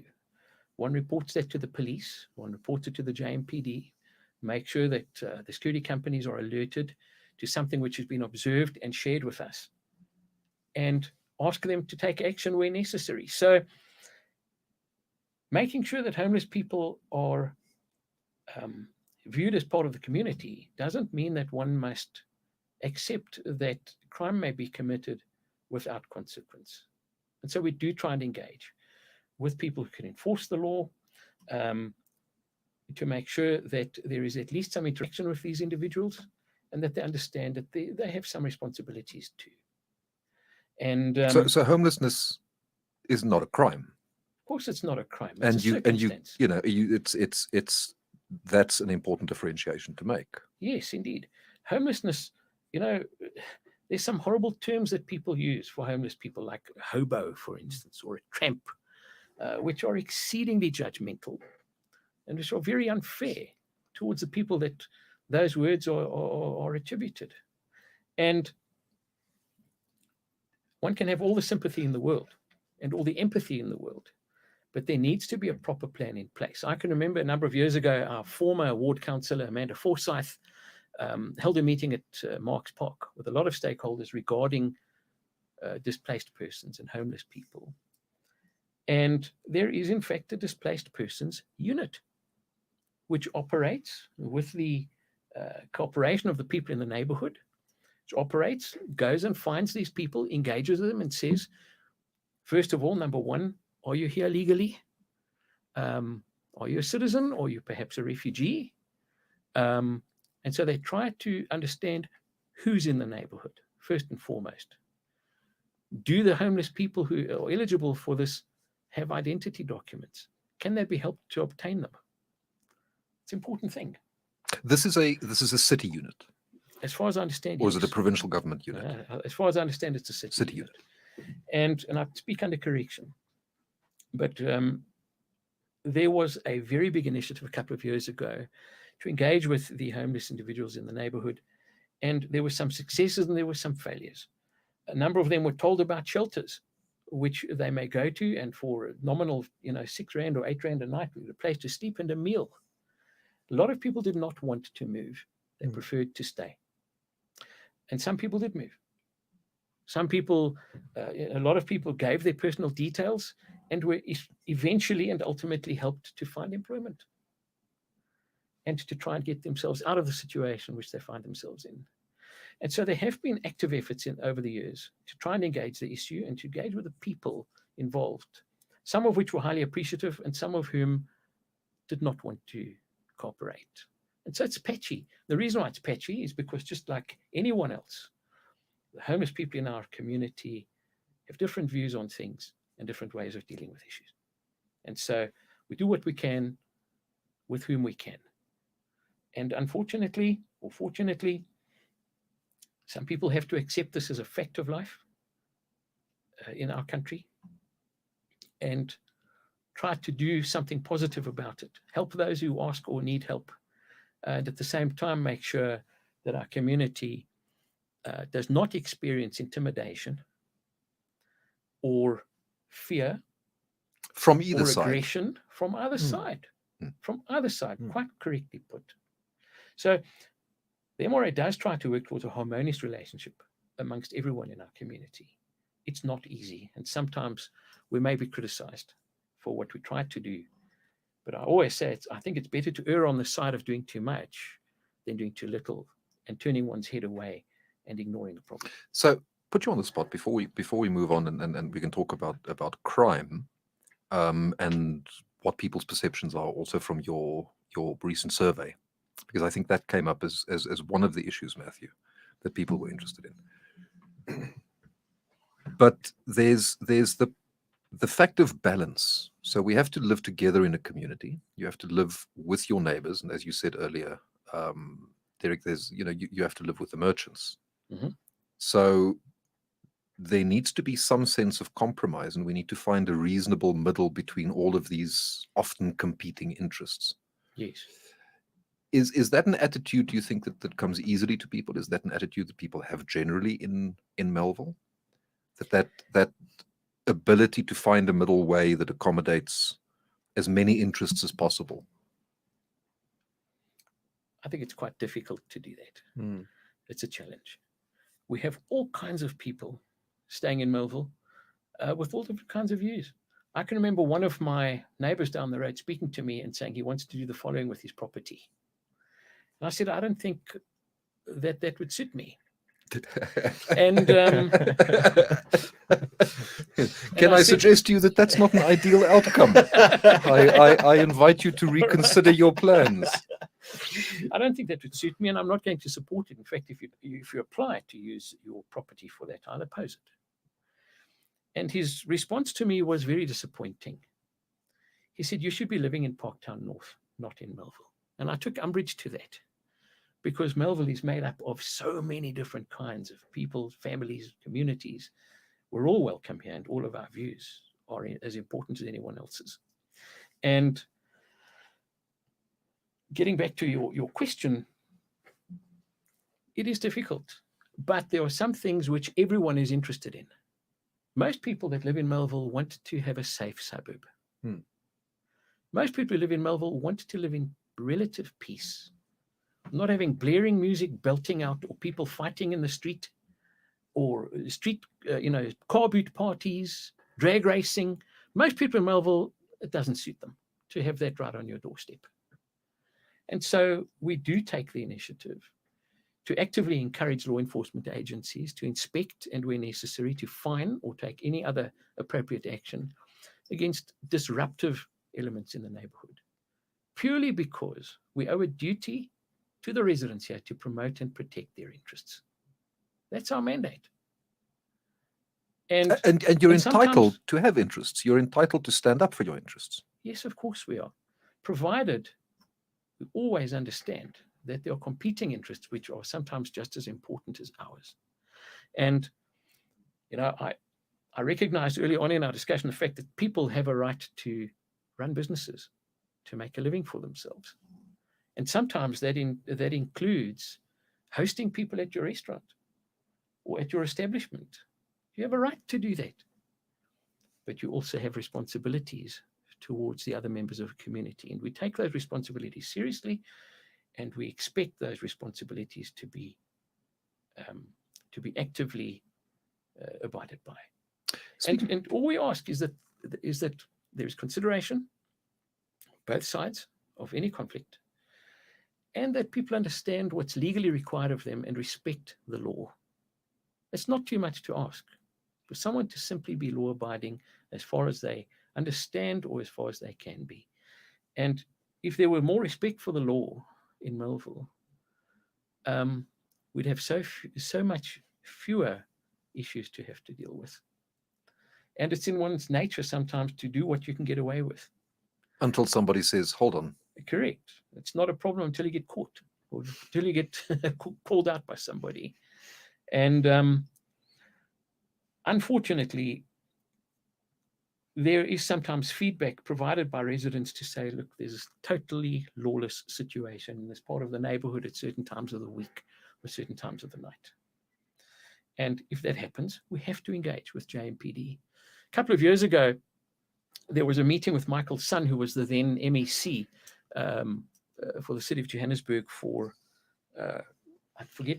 Safety and security. Security, wasn't he? I think it was safety and Yeah. security. He had something else in that portfolio as well, but it was safety and Yeah. security Yeah. and something. And Yeah. the M.R.A sent representatives there, so did the MSI, and so did a number of business owners, appealing to the city to start taking charge of the streets here again, and to make sure that there's at least a basic level of observance of the laws that exist to protect us.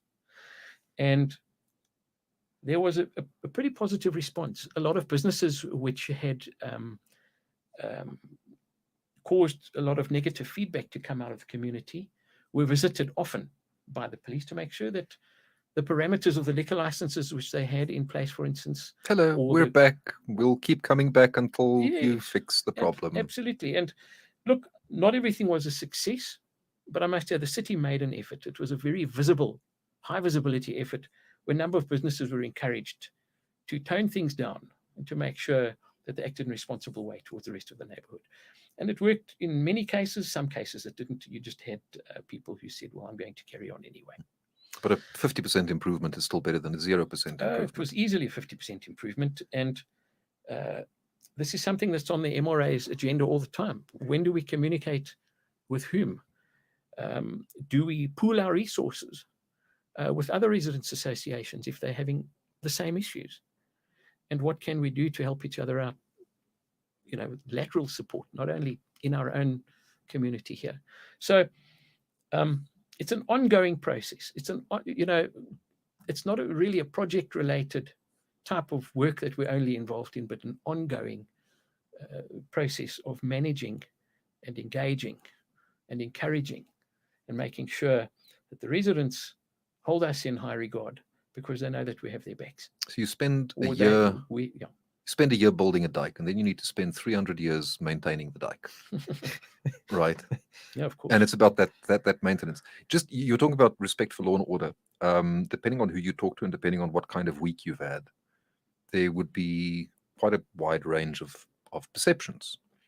Crime isn't a problem in Melville, all the way through to this is the deluge. Depends where you live, and it depends where you go to. Yeah, it depends on your experiences. Enjoy your time with your friends. And it's at the end of 2020, and there is a relationship between economic hardship and crime, and things aren't going, too spectacularly well at the moment economically for most people. Are we seeing an increase in crime over time? Are we seeing a change? And this isn't your area of speciality, but you're getting some of these reports. Are we in more trouble, less trouble, same kind of trouble, just trouble changes, aspect? It's a good question, because I can remember when our ward councillor was Sharon Sabach, and that was many years ago. She didn't live in the neighborhood. I think she came from Saxonwold. And she was very, very actively involved in making sure that the business areas in Melville were kept under control and that there was a harmonious relationship between the business and the residential nodes in the neighborhood. She was very actively involved with that. Is the same kind of approach from our present ward councillor, Bridget Steer. Very interested, very concerned. It doesn't mean that we are completely satisfied. I think that we all could do a little bit more, and we'd like to engage with our ward councillor more often and more meaningfully if those opportunities arise. We shall get her into the studio, I think. That would be great. And she works hard. She really works hard for the community. You can always criticize if you want to. You can find something you don't agree with or that doesn't suit you. And that applies to us. It applies to our ward councillor. It applies to the JMPD. It applies to anybody who tries to make a difference in the neighborhood. You always will attract a certain amount of criticism. You've got to take it on the chin. You've got to say, well, we're going to carry on. We'll muddle through it. Is it a relevant criticism or is it not? What can we learn from it? Let's move forward. Don't let it paralyze us into doing nothing because it will feel too bad about something we haven't been able to fix yet. So I noticed though that you're not that was a very interesting answer, but it doesn't specifically address your sense of, are things getting worse or better, or is it just different? The answer is, I think that we have recurring problems which improve and which get worse from time to time. And it's one of the reasons, I think, is because of the horse analogy that I used earlier, where you can have, the business owners in 7th and in 4th and in Main Road, most of them were not here 15 years ago. They're a completely different bunch of people. And so you'll have a different way of viewing things in the neighborhood from different stakeholders. And so I think that there has been a great improvement to the reaction towards crime. I think that we have good service providers in terms of security in the neighborhood. We have WhatsApp groups, which make it much quicker to inform each other if there's a problem or a concern. There's a camera network in the neighborhood, which, although they're not actively monitored on a real-time basis, they record incidents. And they have, and I know you've had a show before, which is highlighted on this, they have number plate recognition software attached to those cameras, which have led to a number of arrests of vehicles which were related to previous problems in the neighborhood, previous incidents, The guys come back into the neighborhood, the police and the MSI are informed, and they get stopped. And so we have a far more effective network in dealing with crime than we did before. We'd like to engage more with the station commander at Brixton. We'd like to get his view and understand what his limitations are in terms of resources. Same with the commander of Region B for JMPD, Mike Smith. So we understand what they can and can't do. So we know what to realistically expect. And what we may be able to contribute. Absolutely. And those are engagements which we're planning to have as soon as possible, so that everyone understands everyone else in terms of what can be done, what can be expected realistically, and what one must accept for the time being. So, not the end of the world. No. We have tools. If we work together, we can use the tools more effectively. That's the big take-up there. Absolutely. And I'll give you one of the common feedbacks that we get, Matt. I'm sure you'll agree more with me, I suppose, as you with the M.R.A longer, is we get feedback about noise in the neighborhood, especially on the weekends at night. Most people don't understand how the laws work regarding noise and what they should accept and what they should not tolerate and what they can report to the police. And So, practical example there. What broadly? What are the rules? well, look, those rules are contained in there's an Environment Conservation Act 73 of 1989, and they have regulations regarding noise control. Those regulations are easily set out. You can find it on the internet quite easily and understand what types of noise should be concerned about and what types of noise can be actioned and what types of noise might not be that serious. You know, people phone the police up sometimes and say there's a big noise.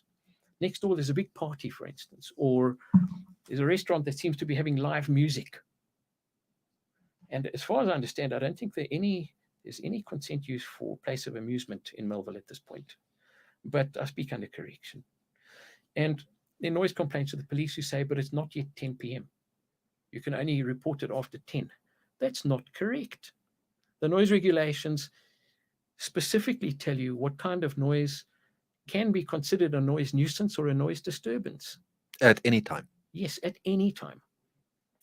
If I've got sons who are, trying to study for the university exams, and there's somebody using a grinder next door because they're fixing their roof, and it's being used for 6 or 8 hours in the day, I have a right to go along and say, please won't you just consider the fact that we have some issues next door with the noise. And if they don't respond positively, we can report it to the JMPD as a noise complaint. And what I wanted to add regarding that is that the local authorities, and in this term, in this particular instance, the City of Johannesburg, have noise inspectors. They have JMPD officers who are empowered to ask people to quieten down if they are causing disruptive noise for anybody. And so you have what's known as a noise disturbance. You have what's known as a disturbing noise. And interestingly enough, they're different. They are differently treated in the legislation. So, between a noise disturbance and disturbing noise. In fact, and you have a noise nuisance as well. So there's a story about how many angels on the head of a pin. And so, one has to accept that there's ambient noise levels in the neighborhood. You will always hear some noise. If you live next to a busy road, you're going to hear cars, and you'll hear them more during peak hour. You can't complain about that. It's an ambient noise level. But as an example, I'll just give you a quick example. A disturbing noise is any noise which is more than 7 decibels higher than the ambient noise. Now, the ambient noise is measured for 10 minutes or more, what the average noise is, without an alleged disturbing noise being part of that noise. And so you can have ambient noise, very part of, live opposite the Melville Koppies. It'll be different to the ambient noise for somebody who lives very near Main Road. And a disturbing noise is measured with equipment. It has to be more than 7 decibels over the ambient noise, measured over 10 minutes or more. It sounds really technical. All I'm saying to you is that that's one type of noise that's provided for. And if you have a recurring disturbing noise or a recurring noise nuisance, the city will send somebody out with sound measuring equipment stand next door or across the road and measure the kind of noise that's emanating from a particular place. They're empowered to take action if it appears as though the results show that there's very high disruptive noise coming from a premises. It has happened once or twice in the neighborhood, perhaps not as often as we'd like. But again, from a citizen's point of view, there's if you're unhappy with something, you can educate yourself on what you can and can't do, and then there's a process you can follow. Absolutely. And so a noise disturbance is any noise which disrupts or impairs or may disturb or impair the convenience or peace of any person. So a crying baby can be a noise disturbance, but it's not something that you can complain about very often. It's just not right. And so what we do encourage people to do with noise complaints, even if they think that there isn't the capacity or the willingness to respond to noise complaints, we say, please telephone JMPD. These are the numbers you can contact them on. They take noise disturbance complaints. Please ask for a reference number, and we keep a good record of all of the references of noise complaints for the neighborhood. From time to time, we're able to tell, well, 15 people complained about the same noise. There was no response. We give feedback to the JMPD to say it's not acceptable. And you have the numbers for the people that you can escalate to. Yes. And that's part of the important thing. And I think the key there as well is please do keep us in the loop. You know, phone the JMPD, get the noise, lodge the noise complaint, get the reference number. Let us know the reference number. Let us know if they came and sorted it out or if it's still an ongoing issue. Keep us in the loop. The more information all of us have, the more able we are to assist in whatever way or shape or form that might be. So again, a brief mea culpa. It's if I don't tell you guys, then I don't get to complain the M.R.A is doing nothing about the problem. If I haven't told you about the problem, we can only act on the information we receive. We're only as knowledgeable as what we're told, and that's why we so dearly love and we need the participation of the members of our community to stay in touch with us all the time. Even if it's a complaint, we welcome it. Otherwise, we never know how to improve. And when there are issues in the suburb regarding noise, for instance, we take it up with the authorities. If there's an issue with a disruptive business, we take it up with the authorities. We ask them, we encourage them, and we say, if you need any further information from us, let us know. But we can't dictate. We can't force people to do what we think is best for them to do. There are, of course, there's a couple of drastic exceptions to that, and I'll mention just one. It didn't happen in Melville, but a year or so back, the Kensington Residents Association took the City of Johannesburg to court for not taking appropriate action regarding a derelict property, where the city had issued orders for X, Y, and Z to happen. They were not abided by, and then left the place to just become a great concern in the community. I won't give the details, not important for this discussion, but a firm of attorneys took the fight to the City of Johannesburg and obtained a court order forcing the City of Johannesburg to take the appropriate action for that property. So that's an option which we hope we never, ever have to even think about exercising. But you would have the capability, if necessary, to Certainly, take that kind of action. And we wouldn't hesitate if we felt it was urgent and serious enough to appeal as far as we could reasonably with the city first before taking legal action. I don't think it's something we anticipate ever doing. But I've given you a drastic example where one of the residents' associations in the city have said, we've had enough. The city must do its job. They've got the resources. The law is on our side, and they're not enforcing it. Okay. Now I'm going to do a complete shift from all of the negative stuff that we do have power to control sometimes, to institution building and dreams. You, Matt, didn't get involved in this just because you wanted to shout at people or, stop things from happening. You're also interested in things that we can do more than what we're doing now. The kinds of initiatives that we can take jointly to improve things. Well, yeah. What sorts of things could we be doing, and what sorts of things are you doing already? Well, I don't know. That's the kind of interesting thing about this is I think that we want to try and take it right back to step one, and find out what is it out there that people want to do. I know I have my ideas of what I think would be really cool for the community and would be really cool for Melville as a whole. But that might not be valid in relation to what everybody else is out there looking for. So, I think we're right at the start line right now, and trying to get responses from everybody, trying to get buy-in, trying to get feedback, and then we'll take it on from there and kind of see what avenues we can explore. But I think for me, that's what's really exciting about it, because it's literally talking about something that doesn't have to be defined at all anymore, that we can really grow it into. We can really grow the community development and the interesting stuff out of whatever we want it to be.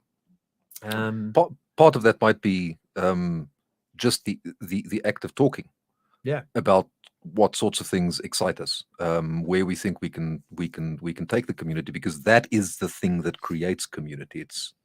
It's the talking and the engaging, not necessarily whether you're picking up rubbish on a Saturday morning or no, absolutely beautifying a street. I mean, you mentioned your mea culpa of not engaging with the M.R.A. Well, I mean, and we alluded to it a little bit earlier about the fact that there has been a fair amount of lack of engagement from the M.R.A.'s side to the community, and there hasn't been enough visibility, enough communication. Hey, this is going on. This is what's happening. This is what we're doing. That's a two-way street. So maybe it's a case of being as simple as like, hey, at 12 o'clock on Sunday afternoon, we'll be at Picobello or De La Creme. Come have a coffee with us, chat to us. Let's have a discussion. Let us know what's on your mind. It doesn't need to be an AGM in a stuffy hall somewhere with 200 people packed in there all wanting to shout at the same time. I think that, the kind of community that we want Melville to be, and I think what a lot of people want it to be, is an inclusive, accessible place. And I think it would be befitting of the M.R.A. to be an inclusive, accessible association that mirrors the kind of place that we would like Melville to be. And it can be coalitions, various coalitions of the willing. Yeah. Well, although I'm going to be careful about that. Wars have been started on that basis. But it's just now we're going to be called the basket of deplorables. Yes. Or something. Yeah, I mean, that's also, I think the key thing is, you don't have to be involved in anything for life. It's not like, you put your hand up and we slap you in chains and take you off to the dungeon and that's let marriage. you out. Yeah, exactly. So it might be a case that you have a project in mind that you would really like to see through and that you would really like to get into. And then once that's done, you're fine to leave it. And that's absolutely fine. These nothing you're not expected to give all of your time and all of your blood and all of your sweat and all of your tears. If you can get something done in half an hour a month, then get something done in half an hour a month. That. Absolutely. Yeah. So I've been saying this institution building thing, and what I mean by that is the M.R.A., like many voluntary organizations, remains driven by a handful of really committed people, but those people can get tired. Oh, yes. They can and do get tired. Even though they still look fantastic. Thank you. But it's a great pleasure. They can get tired over time. It's nice for other people to carry some of that load. It's also nice to be building a thing that doesn't require your constant attention, where you can pass on some of that knowledge. That is so true. It really is. We have. I'm still willing to serve on the M.R.A., but I'm tired. Serving on the M.R.A. involves very stressful work from time to time. It involves trying to get things done on time, where you've got your own constraints regarding the job that you do or the other commitments you have. You've got to get this in, you finish this or do that. It sometimes involves disagreeing with people in the community who think that you're being unreasonable and have different views, and trying to resolve disputes. It sometimes involves being very upset and frustrated with the law enforcement agencies or the various cities departments. And so we would absolutely love anybody, and in fact everybody who feels that there's something that they can contribute how big or small doesn't matter, to join the committee and to become part of the work. It makes it so much easier for us. It's exhausting work, especially, in fact, for everybody. No matter what portfolio you have, the people who are presently on the committee are exceedingly committed and love the work they do, but it doesn't come at no price. And I have a personal appeal to please anyone who cares about this community and who loves living here and who would like to promote the interests of the residents of Melville and of the whole suburb. Please come forward. Please tell us what interests you. Whether you've got 15 minutes or a month, or whether you're a retired person who has 3 hours a day, we welcome every single bit of contribution. We'll put you to good use. There's a bit of meaning that you get from contributing, just as a human being. By doing something, you do feel more of an agent and less of a passive recipient of the world. So that's one thing. I think, But you can also develop an expertise in something. You can be the person who helps people through electricity disconnections, Absolutely. knowing who to phone, what the rules are, Yes. what the process is. well, it's been really interesting actually, because there's a tremendous amount of IP just sitting in this with a few people within this community, right? So it came up a few times while trying to put together all of the various different bits and pieces for this show. I mean, ILM would come to us and say, oh, well, don't you have this and have that? And I'd go, oh, I don't know. And somebody would say, oh, you should ask so and so, he probably has things going way back, or you should ask this person, they've got all sorts of stuff. So there's a tremendous amount of knowledge about the community, about how and who to speak to, sitting there. And I think that it's just a case of in a lot of aspects, it's about just drawing that all together into something that can be that is a bit more of an institution, as you point out. And that's also something that once we have that, we can share that with surrounding areas. Absolutely. And we can engage with them and get some of their knowledge and everyone slowly, is step by step, make the world a little bit better than it was yesterday. Step by step or step by schlep. I thought you heard you say You know, I have a suspicion that was quite possibly a Freudian slip. And the thing about Freudian slips is they're often partially true, at least, right? Yes.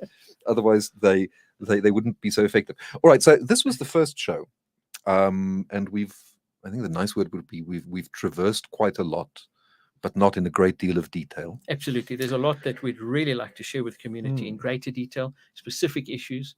One example is what the city have planned for the future of Melville and the precinct as a whole, and what they are planning to do here.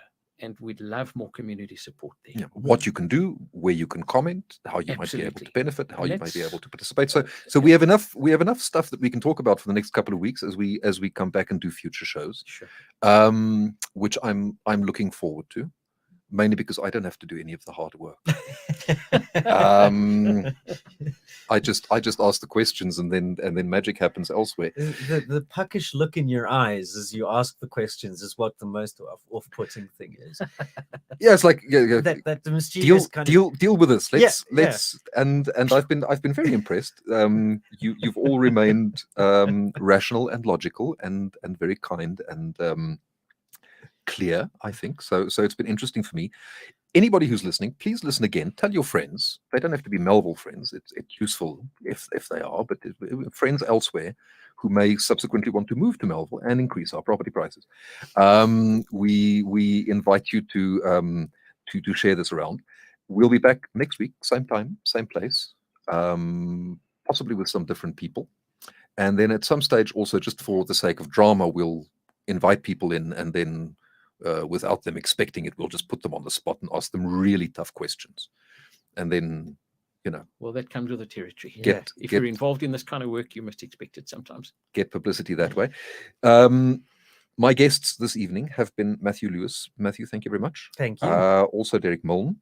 Thank you very much. It's been a pleasure, and we really appreciate the opportunity. Absolutely. My name has been and remains, and will probably remain for some time in future, Johan Prince. And all of the difficult technical stuff was done by Matthew Beta, by Tato Malindi, and some general shouting and direction given was given by Mornay Eberson. We thank them all. See you again next week, same time, same place. Be safe and have as much fun as is legal. Thank you very much and good night.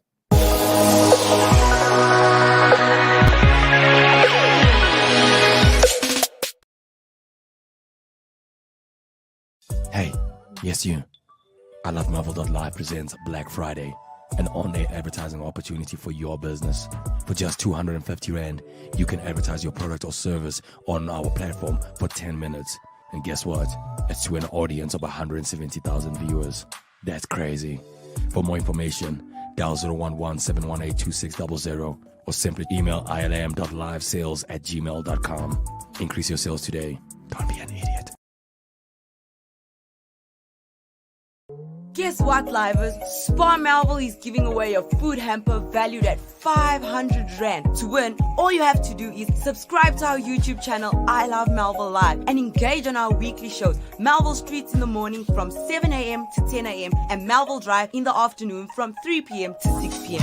right here on ilovemelville.live.